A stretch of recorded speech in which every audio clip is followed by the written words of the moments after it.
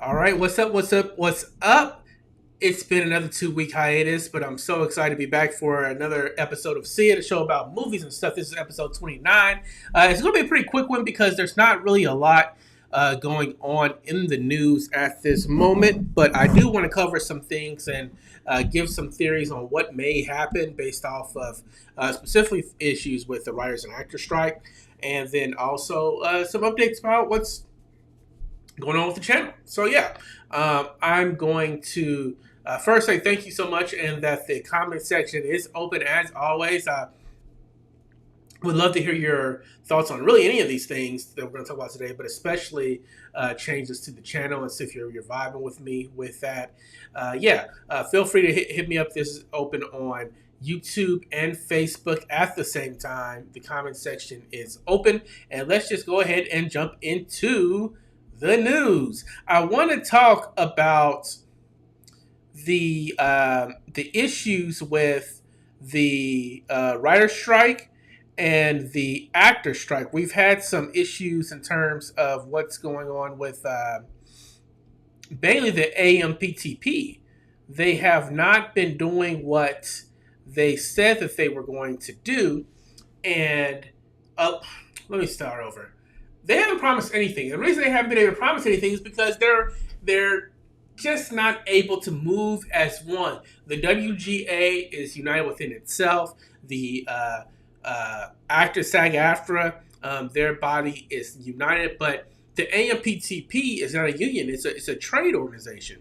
It's a conglomerate of all the biggest studios: Netflix, Universal, Paramount, Walt Disney, Amazon, a few others. The big studios, the major studios that are either producing the movies directly or buying them from independent companies or independent contractors, and they are not able to get on the same page. There are more than a few studios, from what's been reported, that are ready to give the writers and the actors everything that they want. They think that what they're asking for is fair, and they're ready to move forward. But you have holdouts. There's been some speculation on who those holdouts are. There's been speculation that it's Walt Disney. There's speculation that Netflix is having some issues. Walt Disney seems to be the big one. Walt Disney and HBO Max is a parent company, seem to have the biggest issues with what's going on. And they're holding all of the negotiations up. They're not agreeing to really move an inch on things. And so there's been some people who are within the industry that think that this could go on past January, believe it or not, because the talks are so bad and they're not able to get on one page with themselves, and therefore are not really offering any type of deal that is even credible. They had to hire a PR firm a few weeks ago to help with their messaging because were looking so bad in the press. I don't know what the PR company is going to be able to do to swing with their crazy demands and negotiation tactics have been so far.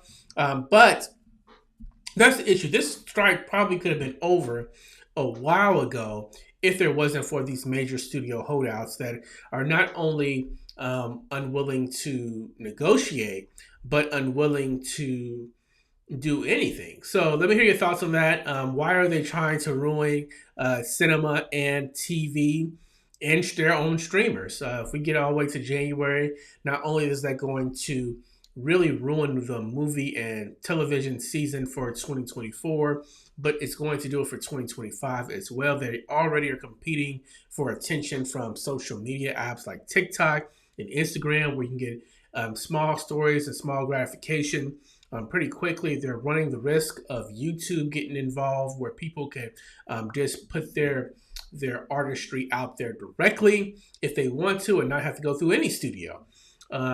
There's going to be, Taylor Swift is getting ready to, this is a aside, but it's relevant. Taylor Swift is about to have a concert movie come out here in a couple of weeks. I think the middle of October. The Eras Tour concert movie is going to come out, and she's self-producing, and she negotiated directly with the theater. She didn't bring any type of production company in or studio in to do this. She's doing it herself. She's getting all the profits from it, and that concert, the Eras concert tour, I wouldn't be surprised to make $250 million in a domestic box office. So there are going to be other options. They're working around from these studios. They're cutting themselves off at the hip, and I just don't understand why they're doing that. Now, some other news is that there is also some rumors swirling around that the Writers Guild of America is actually interested in negotiating with studios directly, circumventing the AMPTP. For those who don't know what the AMPTP is, the Alliance of Motion Picture and Television Producers, just circumventing the whole organization. And let me just go ahead and talk to the studios who are ready to play ball. Let's go ahead and go to Apple TV. Let's go ahead and go to Paramount. Let's go ahead and go to some of these other ones that are ready to make waves and make this thing happen. And if that happens, I wonder what the legal ramifications for that studio? What would those legal ramifications be? Can they even do that because of the contracts they have with the other studios to form this alliance to be able to negotiate? And two, if they are able to do this, does this mean it's the end of the AMPTP as we know it? On one hand, it's obviously going to hurt studios because they lose their leverage if they start to break apart, but also because they're competing and landscape continues to change so much, and it makes sense that Netflix's and HBO Max and Prime, who are mostly thinking about streaming, is going to differ in terms of what they're willing to negotiate than, say, a Sony that doesn't even have a streaming platform, or a Universal, if you will. So, I question what's going to happen. Let me know in the comment section what you think about that. I would be open to the AMPTP to dissolving because they have not, in this current strike situation, been very fruitful for their companies or for the public. So I don't understand if they can't get on the same page and negotiate in good faith why they exist in the first place. So we'll see what happens with that. Will it become more of a commoditized version of a negotiation, even more than what it is, or will the AMPTP be able to get their acts together? So I did want to point that out. Either way it goes, we're already looking at really bad impacts on 2024 programming, both television and for film. I'm assuming that we're probably going to get a lot of foreign films that normally wouldn't get wide releases in the States to actually get wide releases in the States, which I'm actually kind of excited about. That's going to basically change the space for award season, and even what that means for box office, and what does that mean for international movies in general. We're already seeing a wave of movies coming from Bollywood and Tollywood in theaters quite often, specifically with AMC, because there's such I don't want to say it's a big audience, there's a niche audience that's making those films some profit here during the States. Could we see an expansion of that? I'm not sure, since Bollywood and Tollywood movies tend to go 3 hours plus. I'm not sure if it's going to be something that American audiences are going to want. But in the absence of other alternatives, will that be something that happens? Are we going to see more films from smaller production companies not needing the studios to get distribution, since the studios don't have any movies anyway? Could that be something where we see these small international studios make some headway? It might be good for the industry. It might be terrible for the industry. In terms of TV, I don't think anybody's really pushing for more reality TV shows like we were in the past. In fact, I think that those are on a downturn, but that might be the case as well. And reality TV does have writers, so we'll see with that. Go Cats, K-State grad, K-State proud. We're in football season right now. Our Cats are doing okay. But anyway, that's what's going on with the AMPTP. Any comments, let me know down below.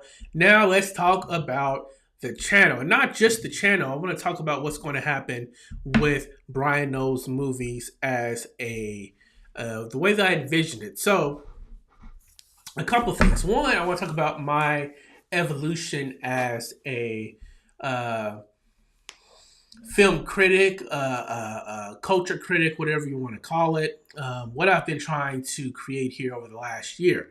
I've been learning a lot. I've taken a passion for film and have been able to transform it to something that I enjoy and others enjoy as well. It's been a really great ride, and it's going to continue. I'm not announcing the end of the channel or the end of Bryon Knows Movies or anything. So let me stop you right there. But in doing so, I've learned a lot about what it takes to be successful and also what it takes to be authentic. So I started this channel because it's not only that Bryon knows movies, Bryon loves movies, right? And I wanted to be a space to where, as prices continue to rise, as we were coming out of the pandemic and it wasn't like people were going to go back to the movies, I wanted to give you a reason to go to the movies, probably take some of the um, weight off your back in terms of picking a good movie versus a bad movie because they're so expensive.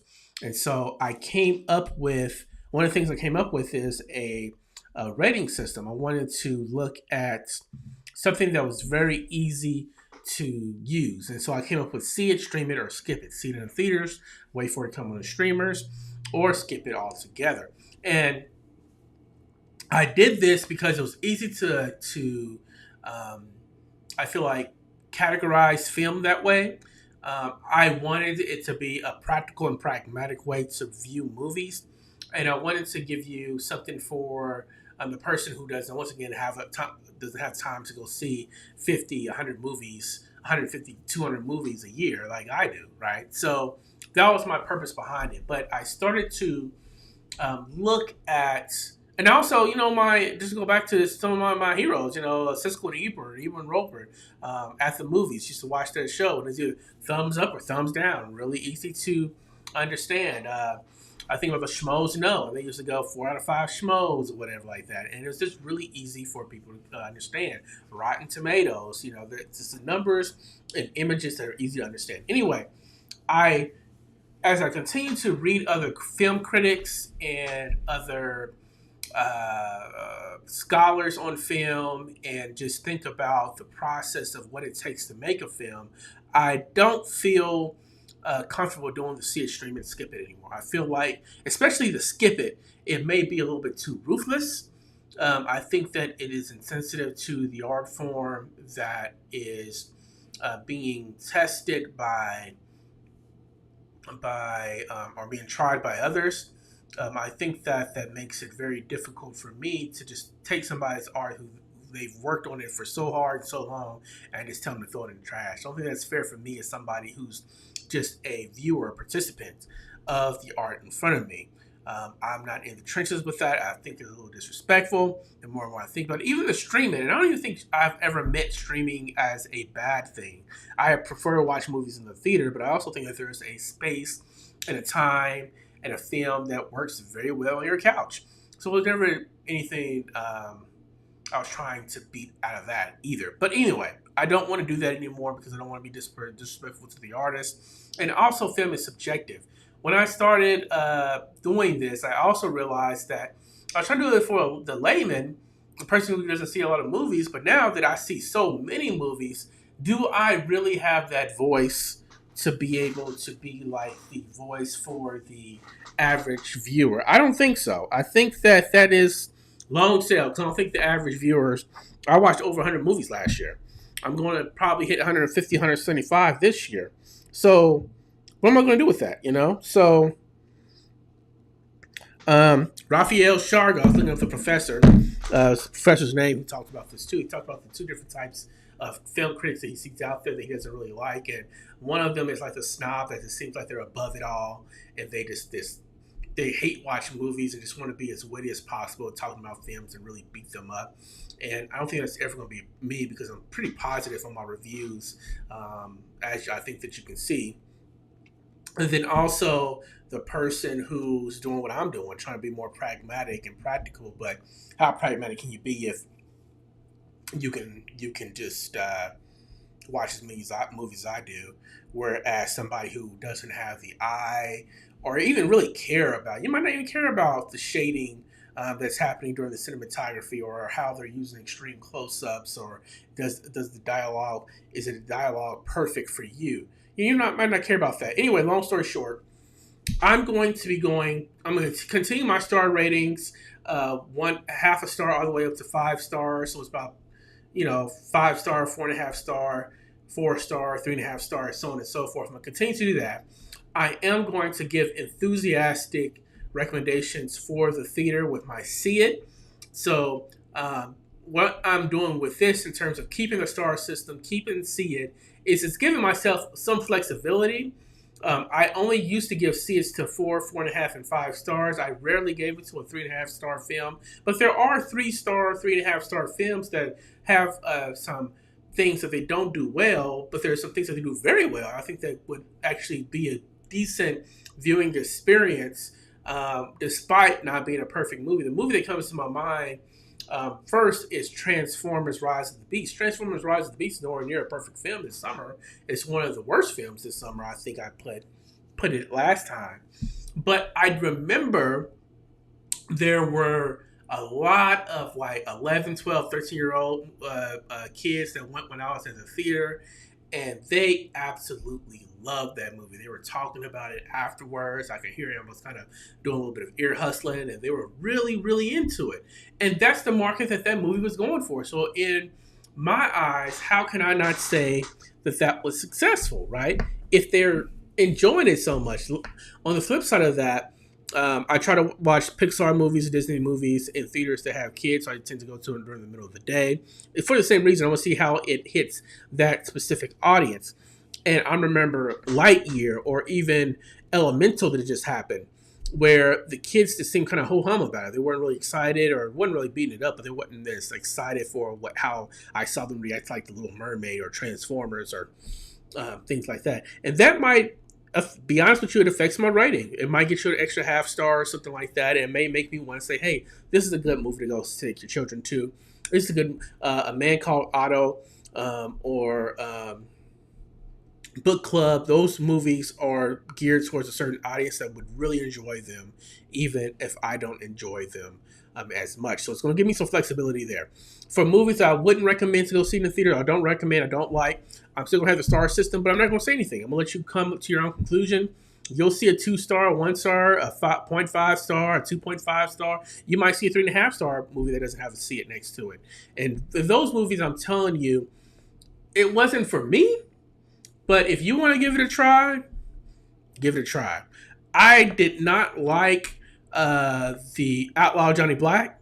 I'm finishing up a written review on that here pretty soon. Didn't like it for some issues I think it really had in terms of pacing, some issues I really had in terms of some insensitivities within the film that were not funny. But that's just me. It's not for me. So it might be for you. So that's a huge change coming to Bryon Knows Movies as a platform, period. My website, my YouTube videos, my Instagram videos, what have you, this live stream. I'm just not going to do the stream it or the skip it anymore. The other thing I want to talk about is I need some ideas to come from you guys. If you can get into the comments and tell me what you want from this channel, I want to start delivering the goods for what you want. I haven't done separate reviews on here for a while. Do you want more short reviews? Do you want more long-term reviews where long format, long content, review that's instead of being a 60-second review, do you want a 5-minute review, a 7-minute review? How deep do you want me to get into these films? I can do whatever you like. Do you want me to start thinking about, I've been kicking this idea for the longest, should I start to go back in time and talk about some of the movies that you may not have seen, movies from the 60s, movies from the 70s, movies from the 80s, do some sort of, I want to say film course because I'm not as arrogant to think I can teach you the ins and out of like the French New Wave or anything like that because I'm not that versed. I know movies, I don't know them that well, right? But maybe instead of doing a course, maybe I do some sort of vlog where I explore the American New Wave or the French New Wave or the post-war World War II dramas or what was happening with animation or the superhero movie, whatever you want me to do. Maybe we can do that like a vlog and we can talk about it together. Hey, I watched The French Connection today. This is what I think. Hey, I watched this thing today. This is what I think. movies that I've seen only a couple times or I haven't seen it all. I'll be open to doing that to you. Let me know if that's something that you're interested in hearing, and we'll go ahead forward with that. So, short show today. I didn't really want to spend too much time because, like I said, it's a pretty slow week. The movies that came out this week, Outlaw Johnny Black, which I did not care for, so I didn't want to spend too much time on that. And then A Haunting in Venice, I have not had a chance to see yet, so didn't really not a lot in the theater that I can really talk about. Not much going on in the news. So that's it. I am going to once again keep the comment section open. Does anybody have anything that they're interested in with the comments? Please let me know. I want to hear from you. I realized just yesterday that I had comments on, but they were not giving me notifications through the actual app for some reason.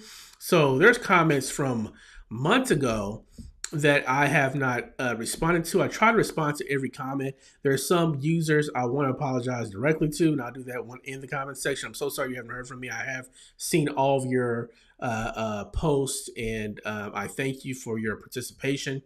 I think I figured out how to clean that up. If you're not commenting live during the live stream, I think I've cleaned up how to get those notifications so I can start to respond to you. So thank you so much for your patience for that. And thank you for your commitment to watch this after everything's said and done. But I'm going to get better at that now that I know what's going on. Thank you for continuing to rock with me. And I will see you at the theaters next week.